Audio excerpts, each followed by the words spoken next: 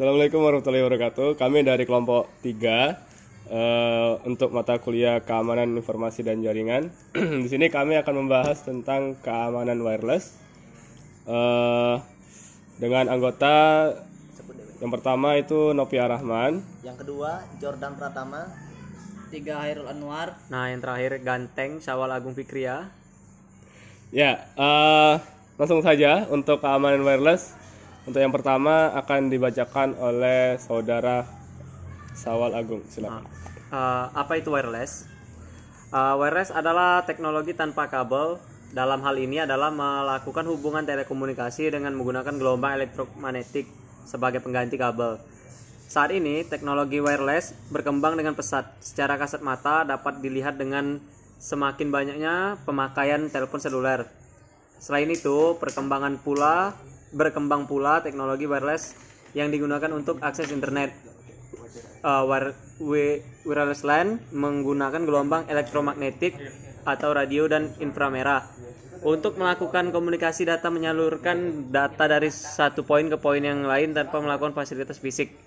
Koneksi ini menggunakan frekuensi tertentu. Untuk menyalurkan data, kebanyakan wireless LAN menggunakan frekuensi 2,4 GHz. Frekuensi ini adalah disebut dengan industrial, scientific, dan medical band, atau sering disebut dengan ISM band.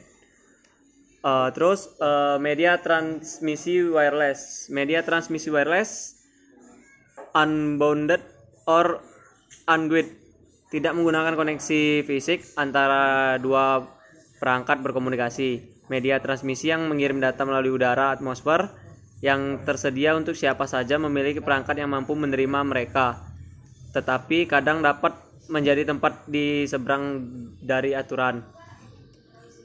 Terus 3 jenis media nirkabel. Yang pertama radio wave, microwave, infrared.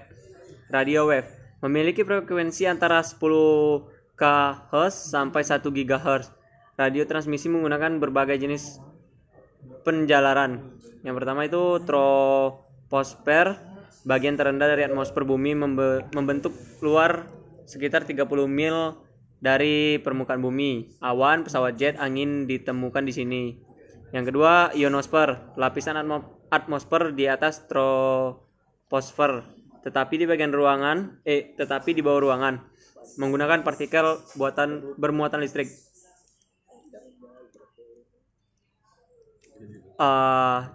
Tiga jenis gelombang radio. Yang pertama short wave, yang kedua VHF, very high frequency, yang ketiga UHF, ultra high frequency. Terus short wave menggunakan frekuensi gelombang pendek, umumnya 1,6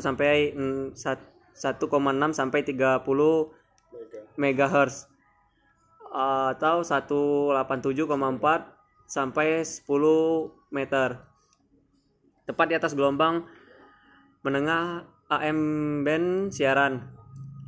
Ada berbagai jenis antena yang digunakan untuk gelombang radio. Terdapat 2 kategori. Yang pertama low power single frekuensi, yang kedua high power single frekuensi.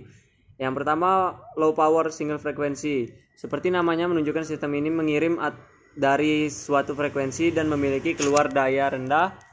Rentang operasi normal pada perangkat ini 20 sampai 25 meter. Yang kedua itu high power single frekuensi. Hal ini mirip dengan daya rendah frekuensi tunggal. Perangkat ini dapat berkomunikasi melalui jarak yang lebih besar. VHF atau very high frequency, frekuensi radio yang berkisar dari 30 MHz ke 300 MHz. Frekuensi langsung di bawah VHF ditandai frekuensi tinggi HF, dan frekuensi yang lebih tinggi berikut dikenal sebagai frekuensi ultra tinggi atau UHF. Alokasi frekuensi ditetapkan oleh ITU Radio Communication. UHF ultra high frequency merupakan gelombang elektromagnetik dengan frekuensi antara 300 MHz sampai dengan 3 GHz. Panjang gelombang berkisar dari 1 sampai 10 desimeter atau sekitar 10 cm sampai 1 meter. Lanjut di microwave, gelombang mikro perjalanan dari frekuensi tinggi daripada gelombang radio dan dimasukkan sebagai media jaringan nirkabel. Transmisi microwave membutuhkan pengirim berada di dalam penerima, beroperasi dalam sistem dengan berbagai gigahertz rendah. Sebagian besar digunakan untuk komunikasi unicast. Unicast koneksi point to point antara klien dan server. Unicast menggunakan metode pengiriman IP seperti protokol kontrol transmisi dan user datagram protokol berbasis sesi. Jenis microwave, yang pertama terrestrial microwave, yang kedua satelit microwave. Terrestrial microwave, gelombang microwave terestrial digunakan untuk mengirim sinyal nirkabel di beberapa mil. Sistem terestrial mengharuskan antena parabola langsung dapat menunjukkan satu sama lain. Sistem ini beroperasi dalam berbagai gigahertz rendah. Dua jenis antena yang digunakan. Yang pertama itu parabolic dish antena. Dalam setiap baris sejajar dengan garis simetris mencerminkan off kurva di sudut dengan cara mereka berpotongan pada satu titik yang sama dan disebut fokus. Antena ini didasarkan pada geometri parabola. Yang kedua itu horn antena. Seperti sendok raksasa, transmisi keluar dipancarkan ke batang dan dibelok di luar dalam serangkaian balok paralel sempit oleh kepala melengkung. Satelit microwave. Masalah utama dengan komunikasi gelombang aero adalah kelengkungan bumi, gunung, dan struktur lain sering memblokir garis samping. Karena alasan ini, banyak pengulangan yang diperlukan untuk jarak jauh yang meningkatkan biaya transmisi data antara dua titik. Masalah ini dianjurkan dengan menggunakan satelit. Dalam komunikasi satelit, mikrosinyal gelombang pada 6 GHz ditularkan dari pemancar di bumi melalui posisi satelit di ruang angkasa. Oleh sinyal saat mencapai satelit menjadi lemah akibat 50.000 km jarak. Satelit memperkuat sinyal minggu dan mengirim kembali ke bumi pada frekuensi kurang dari 6 GHz. Lanjut di infrared. Energi radiasi yang tak terlihat, radiasi elektromagnetik dengan panjang gelombang lebih panjang daripada cahaya tampak. Pembentangan dari tepi merah, nominal, dan spektrum yang terlihat pada 700 nanometer. Frekuensinya 430 terahertz ke sejuta nanometer atau 300 GHz. Sebagian besar radiasi termal yang dipancarkan oleh benda-benda di dekat suhu kamar dan dapat dipengaruhi oleh benda menghalangi pengirim atau penerima. Terbagi dalam dua kategori. Yang pertama point to point, yang kedua broadcast. Nah, point to point sinyal transmisi inframerah langsung antara dua sistem. Banyak putaran atas sistem menggunakan titik ke titik transmisi. Sistem ini memerlukan penyelarasan langsung antara banyak perangkat. Yang kedua broadcast, penggunaan transmisi sinyal yang disemprot salah satu pemain ke segala arah, bukan belok langsung. Bantuan ini untuk mengurangi masalah kesalahan dan abstraksi. Hal ini juga memungkinkan beberapa penerima sinyal. Terus wireless router, perangkat yang melakukan fungsi router dan juga termasuk fungsi titik akses nirkabel, digunakan untuk menyediakan akses ke internet atau jaringan komputer pribadi, dapat berfungsi dalam LAN kabel.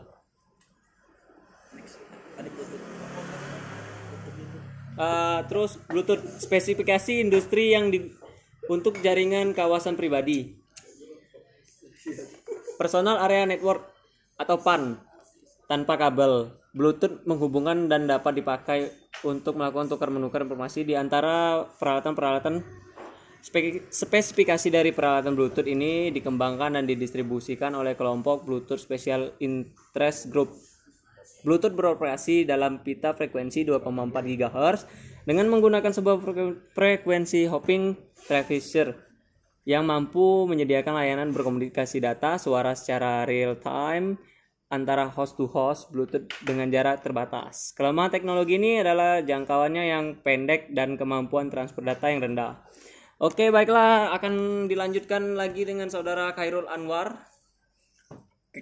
Kelebihan dan kekurangan wireless. Untuk kelebihan jaringan wireless, yang pertama tidak membutuhkan instalasi kabel yang panjang. Kelebihan pertama dari penggunaan jaringan wireless tanpa perlu menggunakan kabel. Bayangkan ketika Anda harus menghadapi serangkaian kabel yang masuk ke dalam komputer Anda agar bisa terhubung ke dalam jaringan. Sudah pasti hal ini akan sangat merepotkan dan sangat menyulitkan bagi user, terutama bagi yang memiliki space yang cukup sempit, sehingga nantinya kabel akan terlihat sangat berantakan. Untuk yang kedua, cocok untuk digunakan pada jaringan yang luas dan cakupan areanya. Untuk yang kedua, minus kabel, itu artinya jaringan wireless akan sangat mudah untuk diaplikasikan pada sebuah jaringan yang cakupan areanya sangat luas, bahkan hingga mendunia. Terus untuk yang ketiga, kecepatan transfer data yang cenderung stabil. Banyak yang mengatakan bahwa kecepatan transfer data antara jaringan kabel dan jaringan wireless adalah lebih baik pada jaringan kabel. Namun demikian ternyata hal ini tidak terlalu berpengaruh, terlebih dengan penerapan topologi jaringan komputer yang cukup baik. Keempat, kompatibel hampir dengan berbagai jenis perangkat seperti smartphone dan laptop. Untuk saat ini penggunaan jaringan wireless sudah sangat umum dan banyak dikenal. Hal ini membuat sudah banyak sekali perangkat, baik itu perangkat elektronik biasa dan perangkat telekomunikasi yang mampu untuk terhubung ke dalam jaringan wireless. Contohnya seperti handphone yang sejak dulu memanfaatkan jaringan telekomunikasi wireless. 5. Memungkinkan sebuah hardware bekerja di dalam jaringan secara portable. Dengan tidak adanya kabel pada sebuah perangkat elektronik, maka tentu saja alat elektronik tersebut akan lebih mudah untuk dibawa-bawa atau bisa dikenal dengan portable. Anda tidak perlu membawa kabel untuk handphone Anda. Hal ini tentu saja akan sangat meningkatkan kepraktisan dan utilitas dari sebuah perangkat elektronik yang biasa kita gunakan sehari-hari. 6. Kekuatan sinyal masih bisa diperkuat dengan menggunakan alat bantu khusus seperti antena dan penguat sinyal. Anda mungkin sering mengeluh tentang kekuatan sinyal wireless pada perangkat telekomunikasi Anda yang jelek dan juga menyedihkan. Namun demikian, penggunaan sistem jaringan wireless masih bisa diakali dengan beberapa cara ampuh. Lanjut ke kekurangan jaringan wireless. Kekurangan jaringan wireless yang pertama, instalasi dan pengembangan yang biayanya cukup mahal. Salah satu hal yang membuat wireless memiliki kekurangan adalah biaya implementasi dan modal yang cukup tinggi bagi sebuah perusahaan telekomunikasi biasa. Penggunaan wireless memiliki beban yang lebih tinggi apabila dibandingkan dengan pembangunan sebuah jaringan berbasis kabel. Kedua, peralatan atau perangkat keras jaringan yang masih tinggi harganya.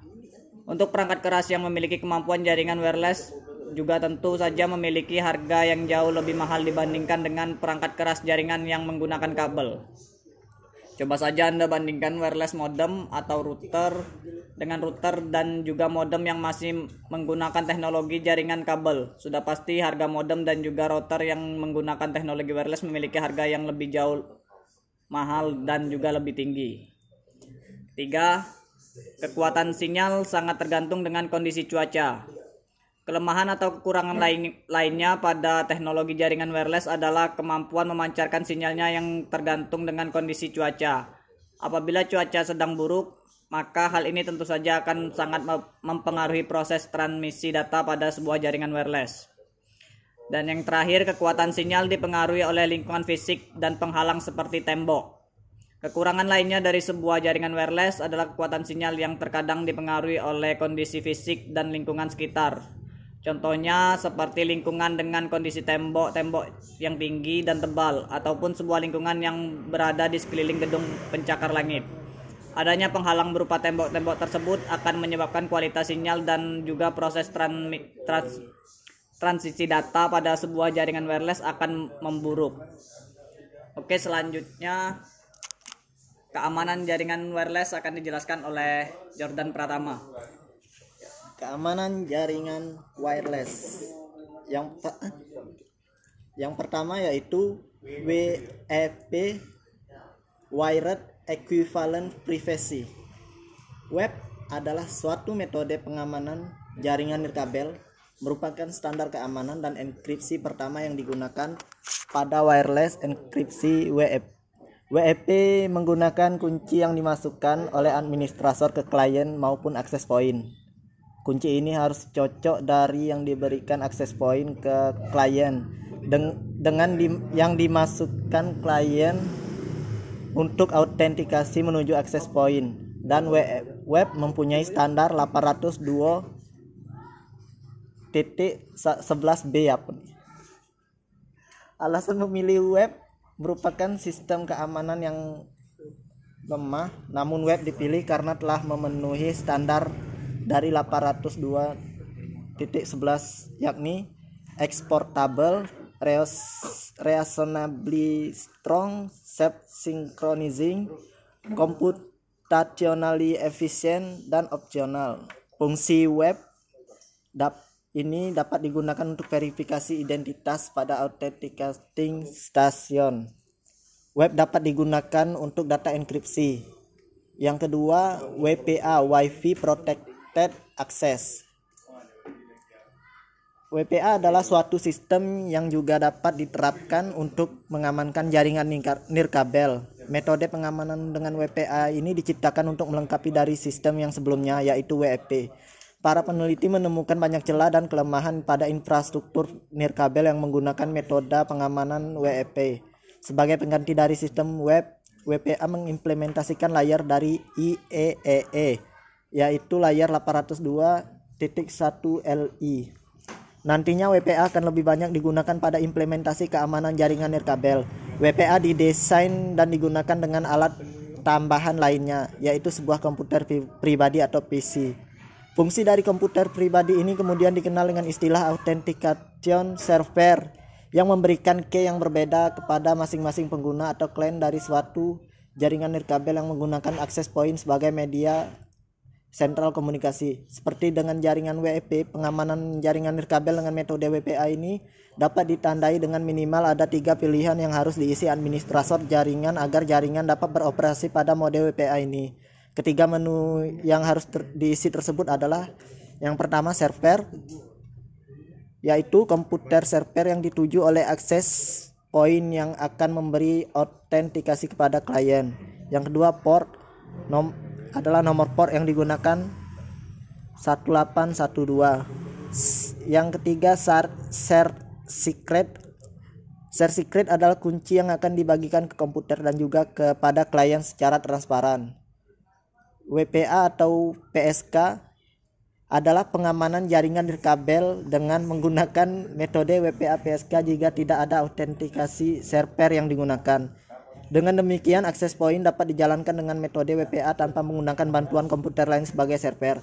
Cara mengkonfigurasikannya juga cukup sederhana. Perlu diketahui bahwa tidak semua access point akan mempunyai fasilitas yang sama, dan tidak semua access point menggunakan cara yang sama dalam mendapatkan share key yang akan dibagikan ke klien.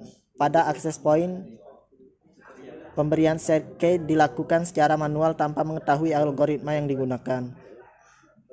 Selanjutnya, WPA2 atau WPA2 adalah sertifikasi produk yang tersedia melalui Wi-Fi Alliance.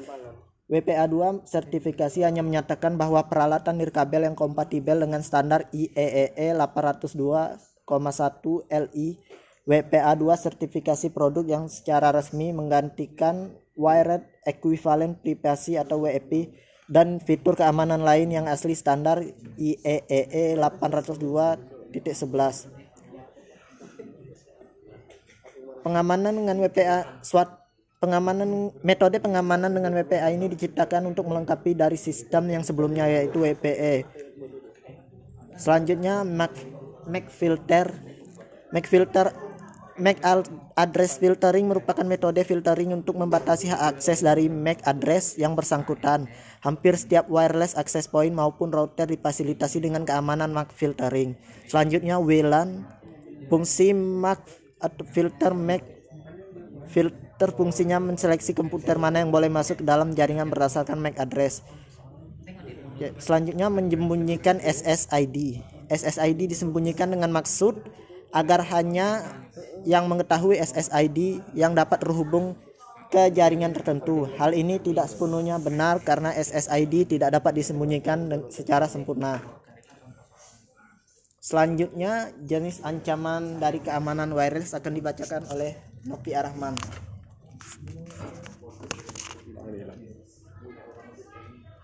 Baik, selanjutnya jenis ancaman pada jaringan wireless. Yang pertama jadi untuk mengamankan jaringan nirkabel, kita harus mengetahui jenis serangan yang dapat mengancam jaringan nirkabel kita.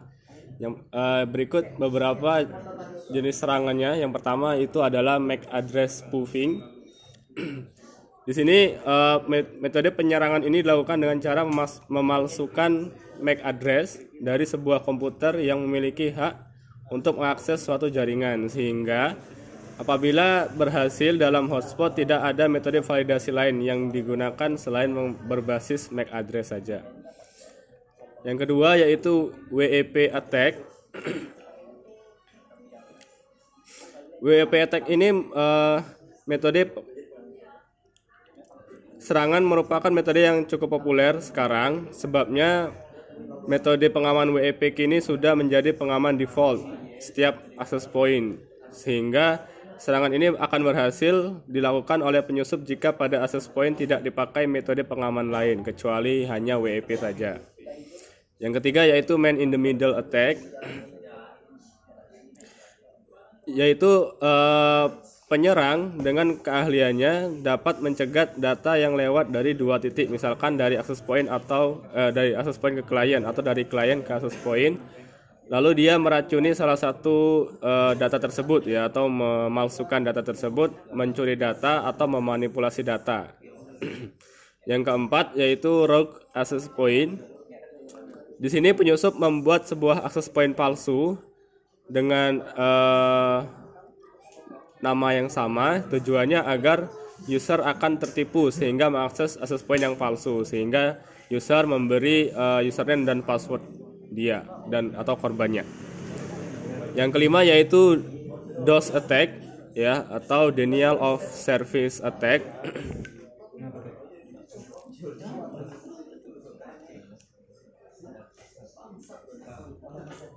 Yang kelima yaitu DOS attack. Serangan ini bertujuan untuk melumpuhkan layanan access point dengan cara mengirim paket data terus-menerus sehingga access point kewalahan membalasnya.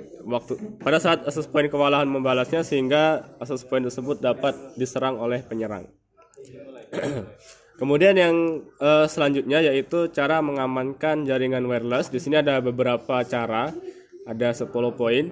Yang pertama yaitu memakai enkripsi untuk password ya. Di sini enkripsi yang dipakai bisa banyak ya. Yang pertama contohnya kayak seperti WAP atau WEP, Wireless Equivalent Privacy ya, seperti yang disebutkan tadi, dengan menggunakan enkripsi sehingga penyerang tidak dapat menyerang access point tersebut ya. Di sini WEP menggunakan autentikasi shared key pada open system dengan memakai 128 bit WEP dibandingkan dengan yang 40 bit. Yaitu nomor 2, ya, yang kedua, gunakan enkripsi yang kuat. Selain menggunakan WEP, juga dapat dianjurkan untuk melakukan proteksi yang lain, misalkan WPA atau WPA personal, sehingga enkripsinya lebih banyak atau lebih kuat. Yang ketiga yaitu ganti password administrator secara rutin. Jadi jika para hacker mengetahui passwordnya, sehingga kita disarankan untuk mengganti username ataupun password admin secara rutin. Lalu gunakan paling tidak 8 karakter untuk password kombinasi angka atau huruf. Kemudian yang selanjutnya yaitu matikan SSID broadcasting. Secara default SSID dari access point akan di broadcast ya. Hal ini akan membuat user mudah untuk menemukan network tersebut. Nah, karena SSID yang muncul di daftar available network ada pada wireless client, jika SSID dimatikan, user harus mengetahui lebih dahulu SSID-nya. Jadi, penyerang tidak dapat melakukan atau tidak dapat mengetahui SSID kita. Kemudian yang kelima, matikan WAP saat tidak terpakai. Ya, jadi, access point tersebut jangan digunakan atau dimatikan ketika network tidak digunakan, sehingga tidak ada kesempatan bagi penjahat untuk menyerang. Kemudian yang selanjutnya yaitu ubah default SSID-nya. Ya, jadi pada default atau bawaan pabrik itu terdapat pengaturan SSID ya untuk jika pengaturannya masih default atau masih standar, itu akan memudahkan bagi penyerang ya, karena memang semuanya sama defaultnya. Yang ketujuh itu memakai MAC filtering ya. Di sini kita dapat membuat whitelist atau komputer-komputer yang boleh mengakses wireless ya. Jika komputer lain yang tidak termasuk dalam whitelist tidak akan dapat masuk ke dalam wireless ya. Jadi kita mempunyai daftar-daftar dari penggunanya. Nomor 8 yaitu mengisolasi wireless network ya. Di sini dari LAN-nya ya, mengisolasi wireless network dari LAN untuk memproteksi jaringan internal ya. Jadi artinya kita dapat memasang firewall atau radio server di sini. Untuk wireless client membutuhkan akses internal network, dia harus melakukan autentikasi terlebih dahulu ya. Jadi tidak langsung terkoneksi pada internal. Kemudian yang selanjutnya yaitu mengontrol sinyal wireless ya. Sinyal wireless di sini jarak dapat di sini maksudnya adalah jarak ya, jarak bisa bisa jauh atau bisa dekat. Jarak ini dapat ditambahkan dengan cara mengganti antena dengan yang lebih bagus. Dengan memakai high gain antena dapat mendapatkan jarak yang lebih jauh. Directional antena akan memancarkan sinyal ke arah tertentu dan pancaran tidak melingkar seperti omnidirectional antena. Ya. Sebagai tambahan, ada beberapa WAP yang bisa disetting kekuatan sinyal yang diarahnya melalui config WAP tersebut. Kemudian nomor 10 yaitu memancarkan gelombang pada frekuensi yang berbeda.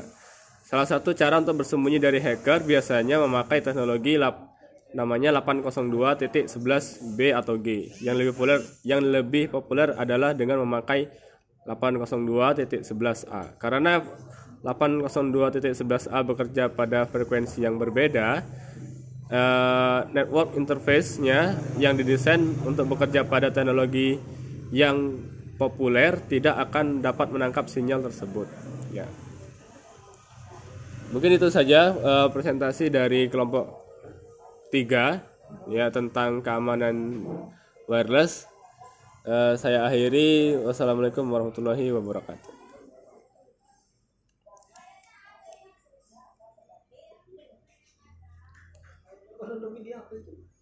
Belum direkam kan?